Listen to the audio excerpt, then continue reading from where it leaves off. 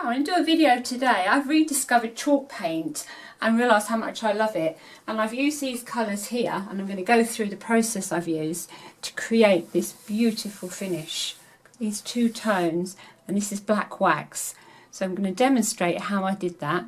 To get these beautiful colours on this table, I've used a base coat here, and this is this colour running through here of Savoy Sage, and then you'll see you've got Addie Sloan's paint, which is phenomenal paint, Orbison Blue, which is here running through, and then I've also used Amsterdam Green, which you can see here.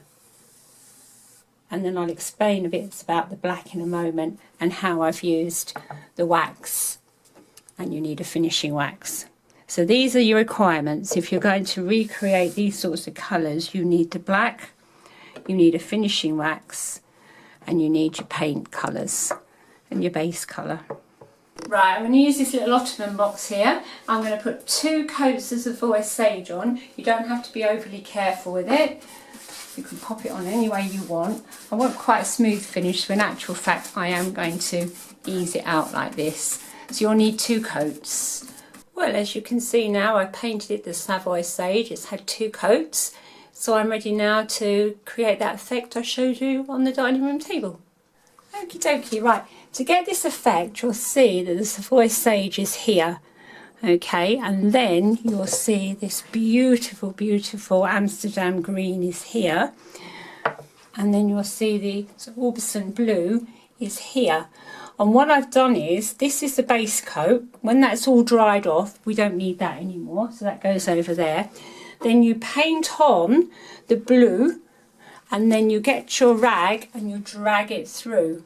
And as you drag it through, you'll get some of the base coat coming through. Then you get your green and you drag that through. And this is all I've done, the blue and the green all along. Now I'm going to demonstrate it on the Ottoman, but I've only got the green left, so I'm going to be using the green and the sage.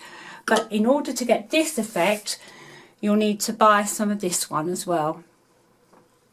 Okay then, here we go. Don't be afraid. If it goes wrong, it goes wrong. Start again. There is no big deal with this. Paint's incredibly thick, it's lovely. You can use a wide brush or a narrow brush.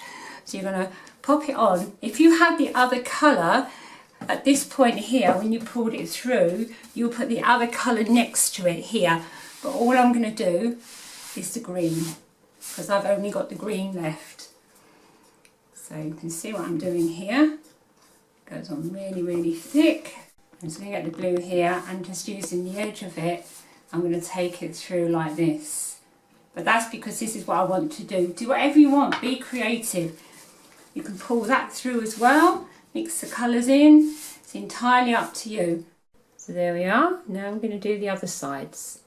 Okay, now watch this. When you go through this with this, if you want to get, you just push really heavily with your finger, and can you see those lovely lines you get? Now the exciting bit, the furniture wax. You can do this with a paintbrush or you can do it with a cloth. Make sure it's completely dry and then apply liberally. You can see it's dry because none's coming off. So we just apply this all over, be generous with it, ease it in, because can you see the colours that are coming out now as we're putting that on? It's beautiful, isn't it? And then you leave this to dry, and then you put on your black wax if you want to. Look at those colours.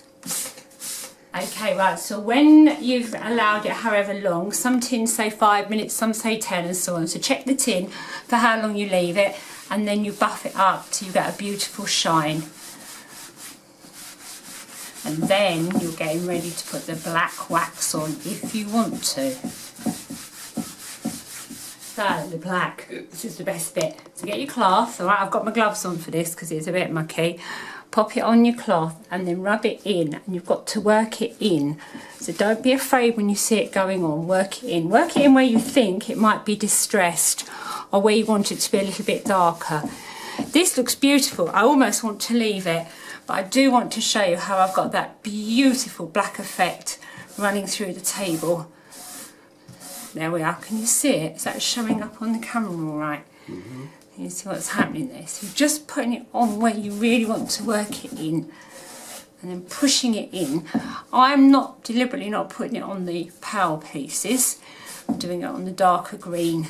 So that's all you do. You work that in, you let that dry, and then you buff that off with your cloth and then wax it all over again with your furniture wax, and you finished your job. This is why I ran out of the blue, because I painted this cabinet. It was a horrible cream. Didn't like it at all. It was really tatty. I painted it blue, but I didn't use the cloth to run through it. I painted it with 2 coats of the paint. Then I put the wax on. Then I wiped the wax off.